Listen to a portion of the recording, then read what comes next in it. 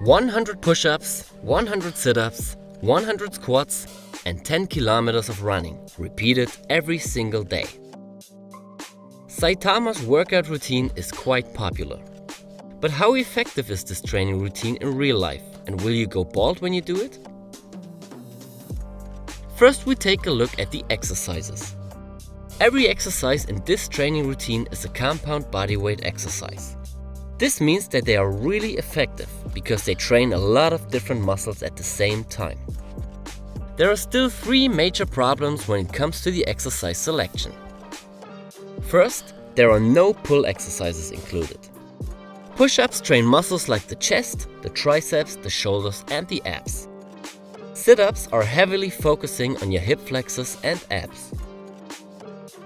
Squats mainly emphasize lower body muscles like the glutes and the quads. And running is also a lower body dominant exercise, even if it's more endurance than strength focused. But what about your lats, traps, rhomboids, and rear delts? These muscles are very important to build an evenly trained body, not only in terms of looks, but also of health. Neglecting those muscles can lead to imbalances, and imbalances can lead to poor posture and injuries.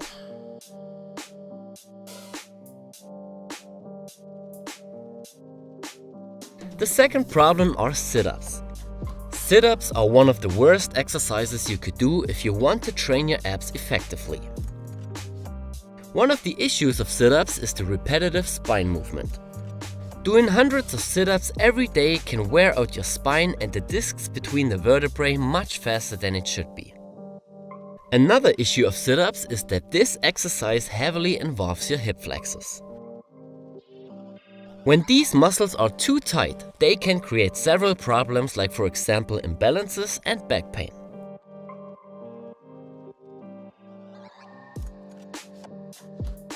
In addition, they take away the load from your abs, which makes this exercise ineffective for them. When you do a sit-up, your abs only work in the first part of the movement. In the second part, you mainly use your hip flexors to lift your lower back off the ground. Now you might say, alright, I'll do crunches instead. Well, the crunch is very effective when it comes to ab activation. But we still don't recommend to do them too often. As mentioned before, the problem of the repetitive flexion of your spine is similar in both sit-ups and crunches.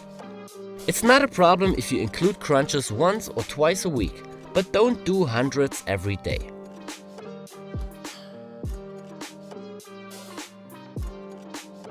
The last issue is the 10-kilometer running. Don't get me wrong. Running itself is not a bad activity, but 10 kilometers every day is one of the worst things you can do. When it comes to running, it's very important to have the right technique and experience. If you never ran 10 kilometers before, you should start with a shorter distance and let your body time to recover. Especially your tendons and ligaments need time for adaptation. So how should the exercise selection look like instead? You can keep the push-ups, the squats and the running, but we sort out the sit-ups and include body rows instead. As mentioned before, you need an exercise which activates the biceps, lats, traps, rhomboids, rear delts and other muscles on the backside of your body. The body row is like an inverted push-up and perfect for activating those muscles. When it comes to the sit-up and you really want to add an extra exercise for your abs, you can replace it with crunches. But as mentioned before, don't do this exercise every day. It's also possible to just stick to push-ups, rows and squats, because in all those exercises you have to stabilize your body, and this also activates your abs. Now we have to take a look at the training frequency. And here we have to ask the question, is it really good to train your whole body every single day? When it comes to working out, you need to understand the concept of supercompensation. This means that your body needs time to recover after a hard workout. You won't build muscle and increase your strength during the workout, but in the rest period. So if you are a beginner and you do hard full body workout sessions every day of the week, you will sabotage your own progress. That is the reason why most beginner workouts include only 3 full body strength training sessions a week. Of course, it always depends on how hard your training is and what exercises you do.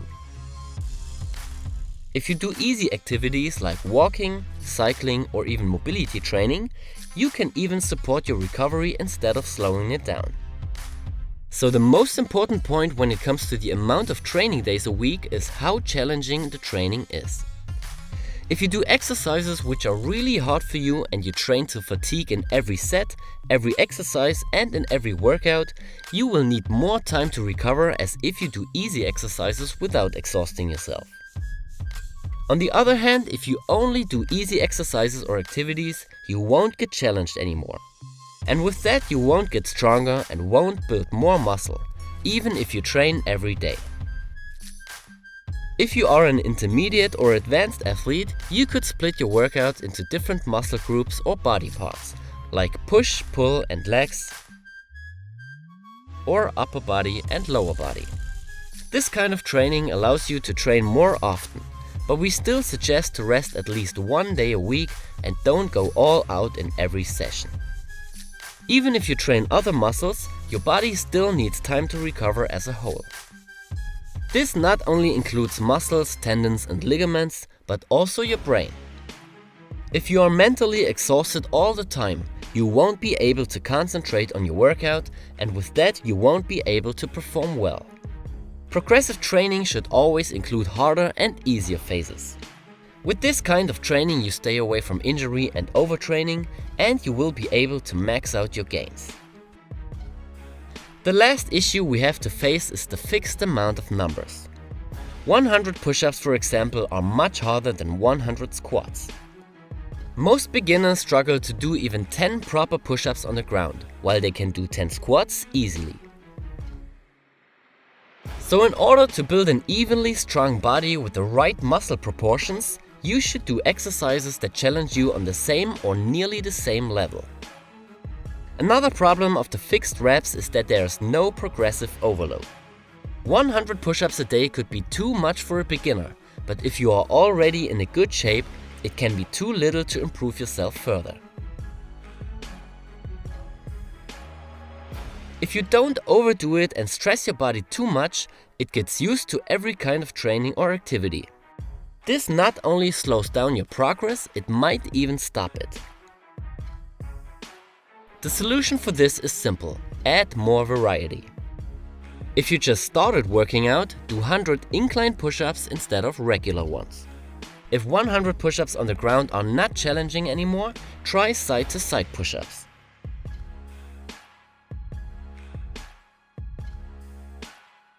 You can also adapt the other exercises. For example, you can change the angle when doing body rows, and you can do jumping squats instead of regular ones.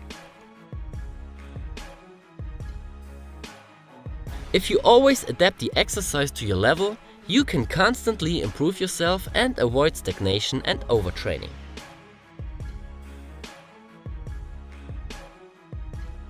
Alright, now let's sum up all points again. You do 3 full body sessions a week and choose variations and progressions that are hard enough but not too hard for you. You can also include running, but as mentioned before, don't start with 10 kilometers and let your body time to adapt and recover. After a while, you should still change the whole workout structure to improve yourself further and make your gains lasting. There are so many exercises, variations and ways to train that you would waste your time and potential if you would always stick to the same routine. If you are looking for a no-bullshit workout program built on scientific research and our experience as sports scientists and physiotherapists, you should visit CaliMove.com.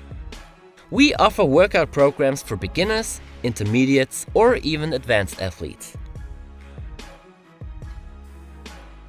No matter if you want to get strong like One Punch Man, if you want to get more mobile, or if you want to build the body of your dreams. All programs are designed as a step-by-step online course and come with high-quality videos, animations and an intuitive layout. Just choose the right one for you and start now. I'm Alex and I see you in the next video.